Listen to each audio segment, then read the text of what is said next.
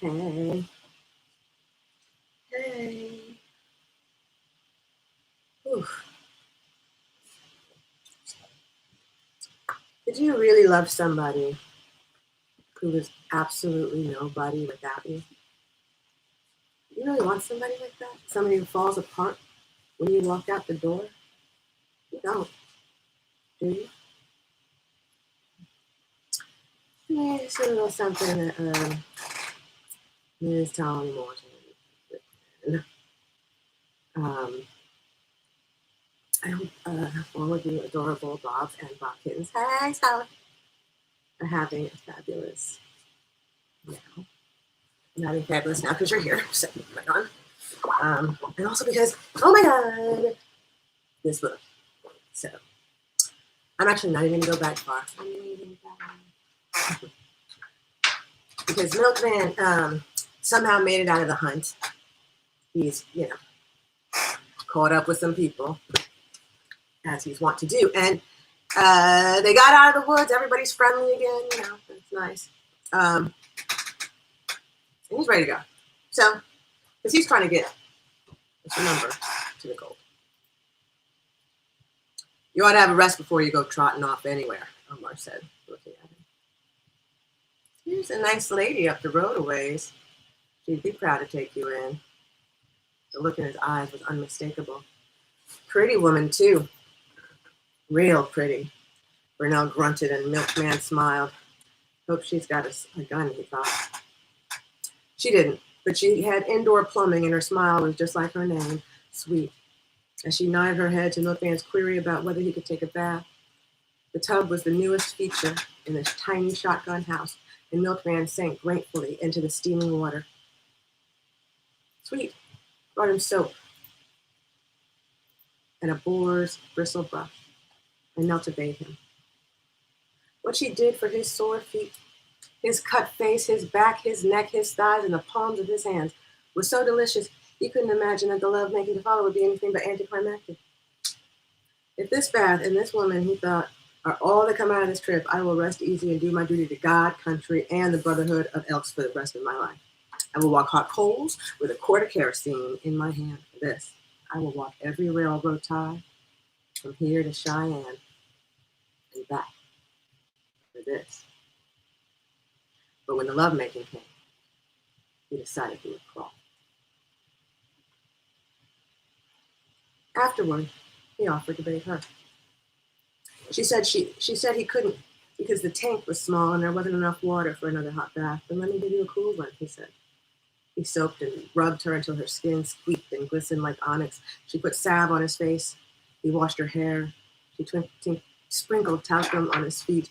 He straddled behind and massaged her back. She put the rich hazel on his swollen neck. He made up the bed. She gave him gumbo to eat. He washed the dishes. She washed his clothes and hung them out to dry. He scoured her tub. She ironed his shirt and pants. He gave her $50. She kissed his mouth. He touched her face. She said, come back.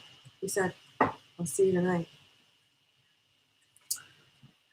Well, y'all, listen. End of chapter 11. Yes. Song of Solomon. Milkman's getting it in is a thing. And so that's happening. And chapter 12. At 4 o'clock, he knocked on the door of the only house back of the ridge with a brick front. Fresh and shining in the army fatigue Sweet had washed and pressed, he tramped along, feeling ready for anything. But he didn't think Gadar would dump him in the daytime on a winding path, which they called a road, that cut through hilly land that was nevertheless tilled and had a smattering of houses and people. If he did confront him with anything other than a gun, Milkman was sure he could take him, but it was best to get back before nightfall. He didn't know what was on Gatar's mind, but he knew it had something to do with the gold. If he knows I'm here and where I've been and what I did in each place, then he must know that I'm trying to get it, doing just what I said I would do. Why would he try to kill me before I got it, or even found out what happened to it? Most of it was a total mystery to him, but the part that was clear was enough to keep him alert and jittery all the way. The birdhouse You might remember. Sing, Bird, grandmother. Mother of Pilot and Macon dead. From these parts. The birdhouse sat on a neat lawn separated by a white picket fence from the field grass on either side of the property. A child's swing dangled from a cedar tree. 4 little steps painted blue led up to the porch, and from the window, between fluttering curtains, came the smell of gingerbread baking. A woman who looked to be about his mother's age answered the door. Miss Bird? Milkman asked her. Yes. How are you? My name is Macon, and I'm visiting here for a few days. I'm from Michigan, and I think some of my people lived here a long time ago. I was hoping you'd be able to help me.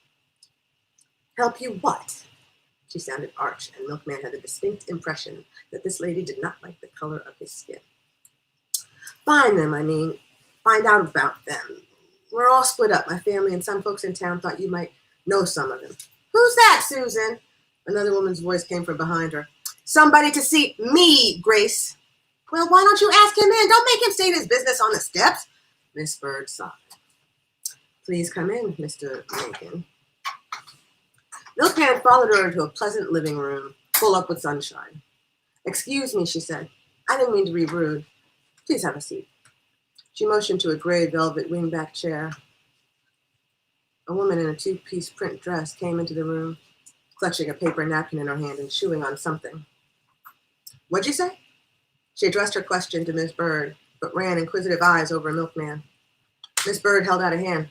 This is a friend of mine, Miss Long, Grace Long, Mr. How do you do? Grace held out her hand to him. Fine, thank you. Mr. Macon, is it? Yes. Susan, perhaps Mr. Macon would like some refreshment. Miss Long smiled and sat on the sofa facing the gray chair. Well, he just stepped foot in the door, Grace. Give me time. Miss Bird turned to Milkman. Would you like a cup of coffee or some tea? Sure, thanks. Which one? Coffee's all right. You've got butter cookies, Susan. Get him some of those butter cookies. Miss Bird gave her friend a tired frown. I'll just be a minute, she said to Milkman and left the room. Yes, well, did I hear you say you were visiting in these parts? We don't see too many visitors. Grace crossed her ankles like Susan Bird. She wore black lace shoes and cotton stockings. As she had made herself comfortable, she inched her dress up a little. Yes, visiting. You in the service? Ma'am? Oh, no. I was hunting last night. Some friends lent me these.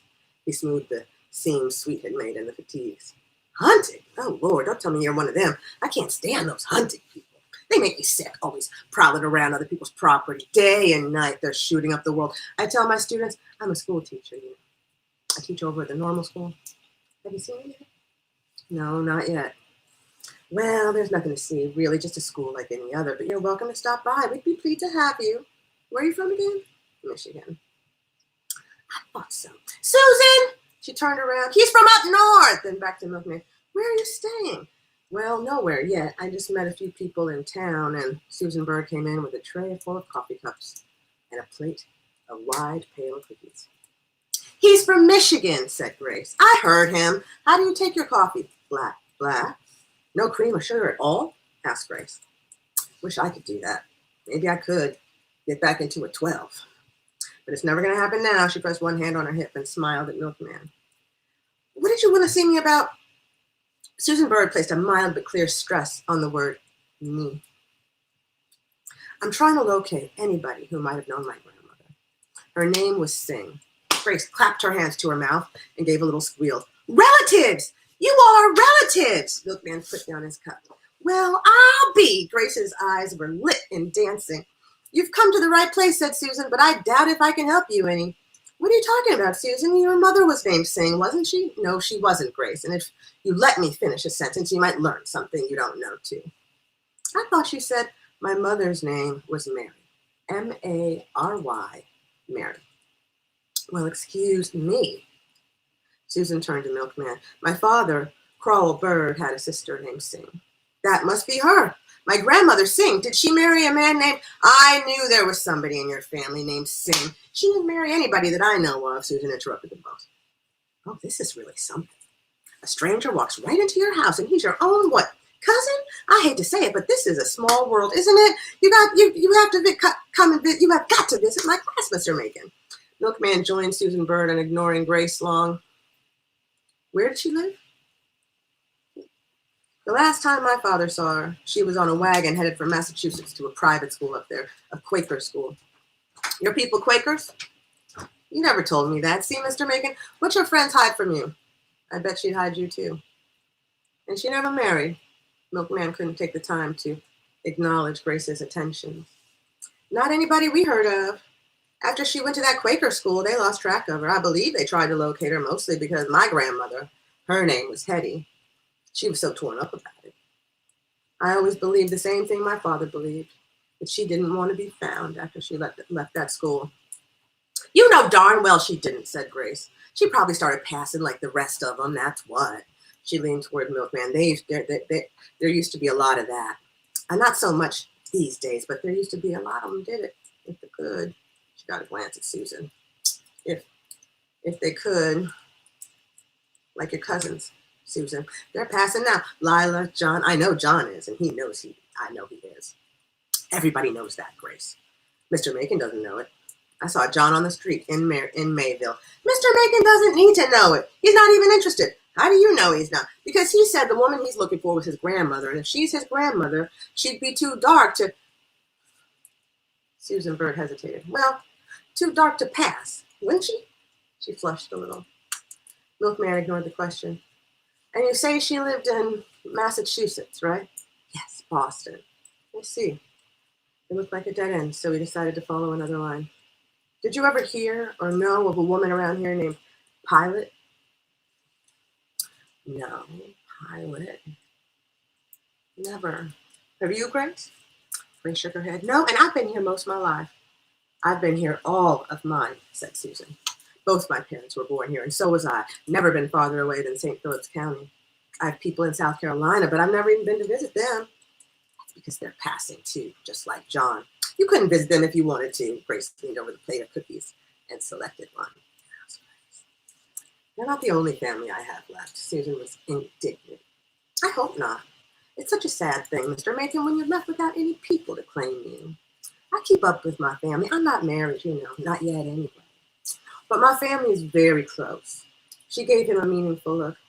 Milkman turned his wrist down and looked to see what time it was.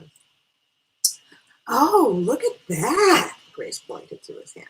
What a good-looking watch. May I see it? Milkman stood up to hand it to her and remained standing. Look, Susan, it doesn't have a single number on it, just dots. How can anybody figure out what time it is from those dots? Susan rose too.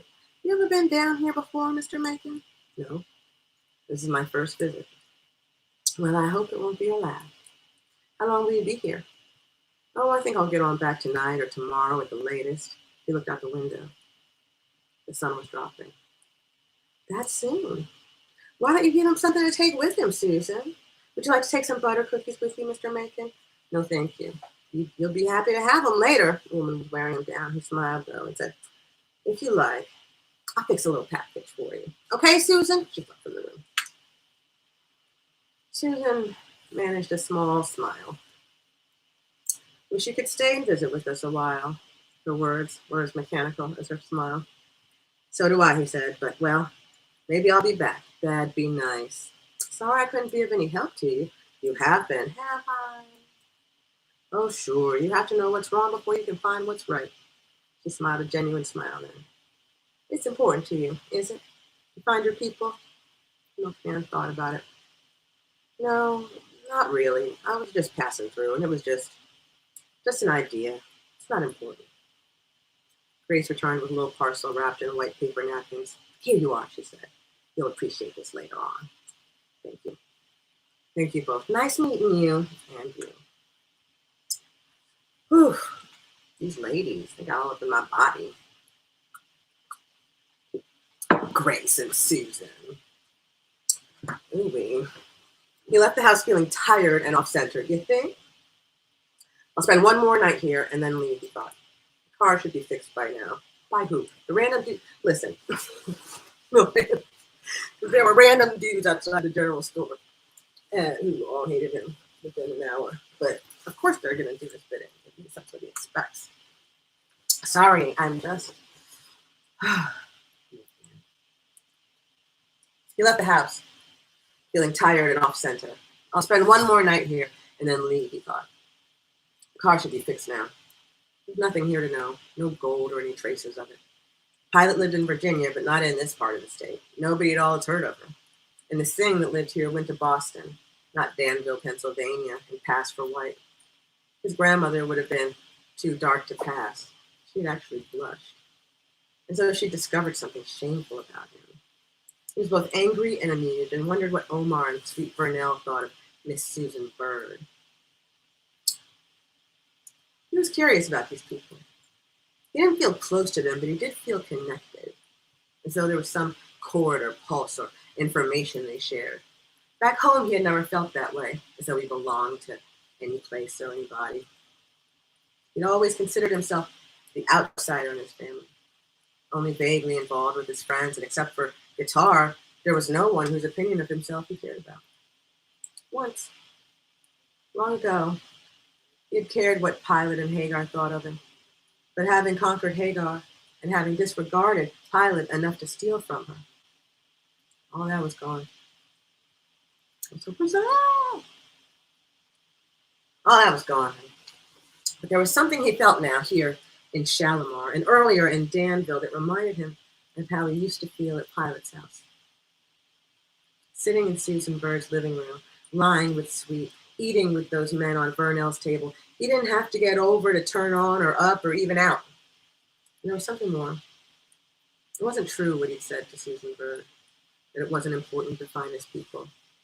Ever since Danville, his interest in his own people, not just the ones he met, had been growing. Macon Dead, also known as Jake somebody, Singh. Who were they? What were they like? The man who sat for 5 nights on a fence with a gun, waiting, who named his baby girl Pilot and who tore a farm out of a wilderness, the man who ate pecans on a wagon going north. Did he have brothers and sisters whom he left behind? Who was his mother, his father, and his wife? Was she the Boston Singh? If so, what was she doing on a wagon? Why did she go off to a northern private school on a wagon, not a carriage or a train, but a wagon full of ex-slaves? Maybe she never got to Boston. Maybe she didn't pass. She could have changed her mind about school and went off with the boy she ate pecans with. And whoever she was, why did she want to keep her husband to keep that awful name? To wipe out the past. What past? Slavery?